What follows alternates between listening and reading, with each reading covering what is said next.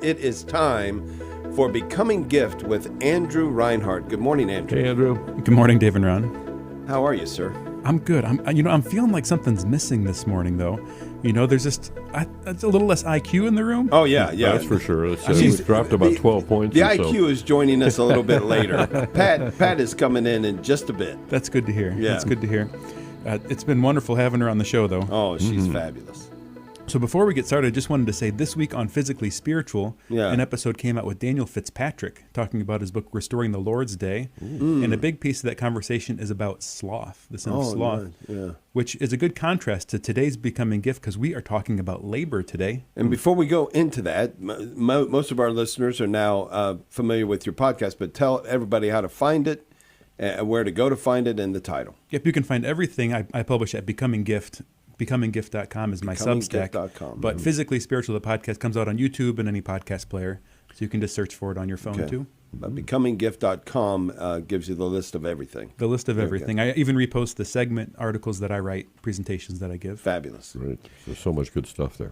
So today we're wrapping up our series of our 8 kind of core habits for health and holiness, the big levers to pull, not the little teeny things that might make a little difference, but the big things that make a big difference.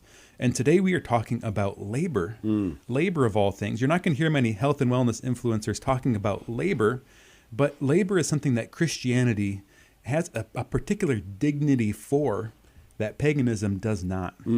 This is from 2 Thessalonians chapter 3. St. Paul says, "In toil and drudgery, night and day we worked, so as not to burden any of you. Not that we do not have the right.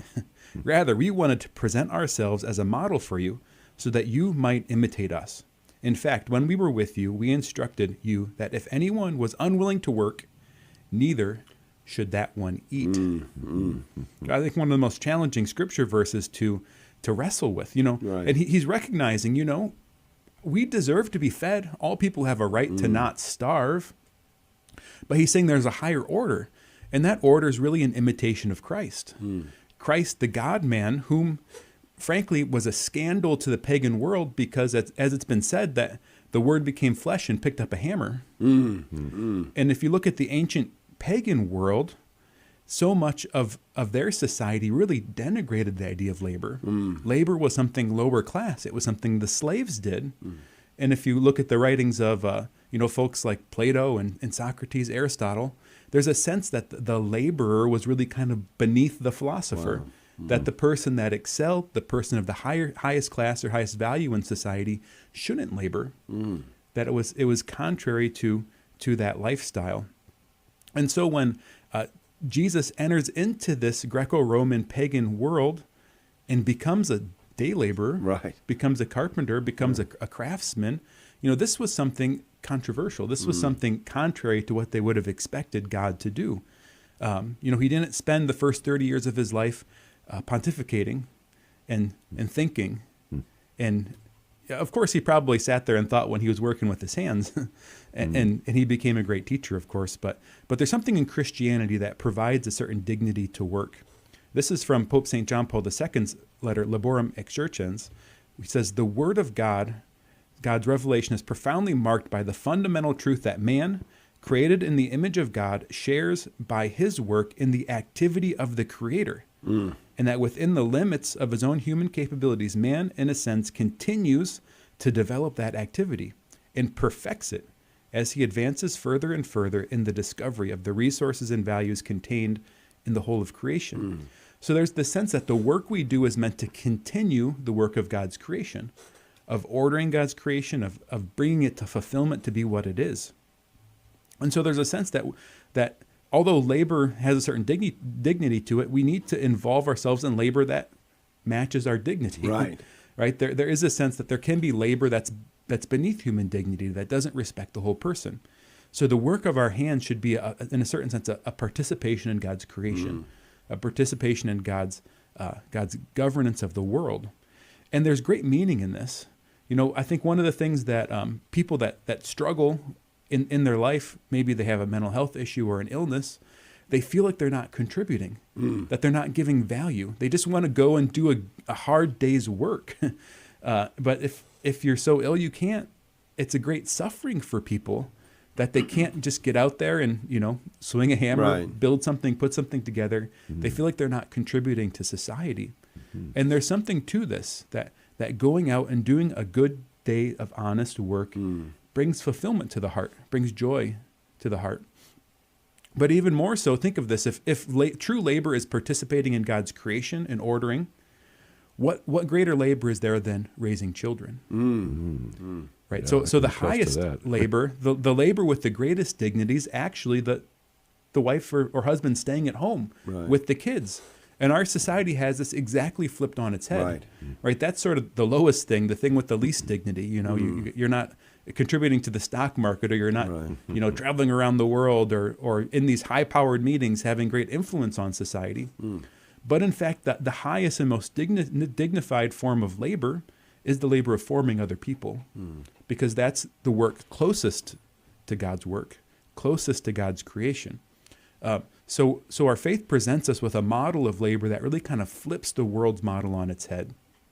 And then after that, right? I mean, we have that part backward. And as a society, we have for decades and decades had the idea of if you earn your living by the sweat of your brow, that's less dignified than a person who puts a suit on and goes into a bank and does it.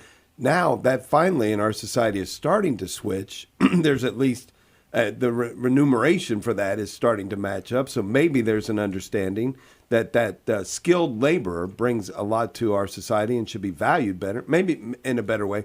Maybe we'll do the same thing with those staying home to raise kids as well. That's right. Well, hopefully, because in our society, those are the areas of greatest need. Yeah. We have a negative population trajectory. We're not birthing as many kids as there are that are being born, but also there's a great shortage of people working in the trades. And there's all this capital investment in our country now trying to rebuild out the manufacturing base and everything else, which honestly probably isn't going to bring in a bunch of manufacturing jobs, because the robots are going to do those.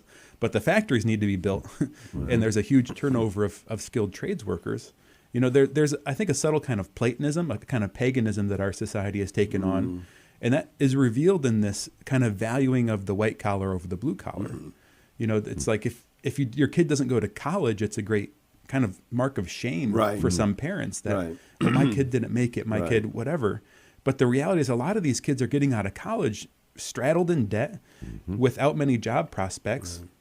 And part of it is, frankly, the AI is coming for the white collar jobs first. Yeah. Because it's easier for the computer to think than it is for it to swing a hammer. Right. Now it'll eventually come for all of them. But the reality is that a lot of people in these skilled trades are having a lot easier time making a good living than people that are coming out with, some degree in the arts, unfortunately. I have some confidence. I was talking to an AI expert about it, and they said, Dave, don't worry. You're safe because most of what you say is nonsensical, and AI can't do that. It's got to have some intelligence to work with to begin with. That's my problem. Yeah. But let's stay on this for a minute. It's clear that God labored, right? And so there's no doubt that he labored for 6 days. We're told very clearly in creation. And so to your point, those who are creating things, first and foremost, overseeing the raising of children, but from a physical aspect, actually creating things by the sweat of their brow, there's value to that thing. Yeah, and you could say we all have a creative calling, right? So for some people that might be having a bunch of kids. For other people, maybe you are an artist. Yeah. For other people, you're maybe a carpenter. Maybe for some it's music or a podcast or a radio show. But we're all called to participate in God's creative work by the labor that we do. And we're given gifts that align with that. Yeah, and for me, I don't do a lot of physical labor in my job. I certainly don't. It's radio.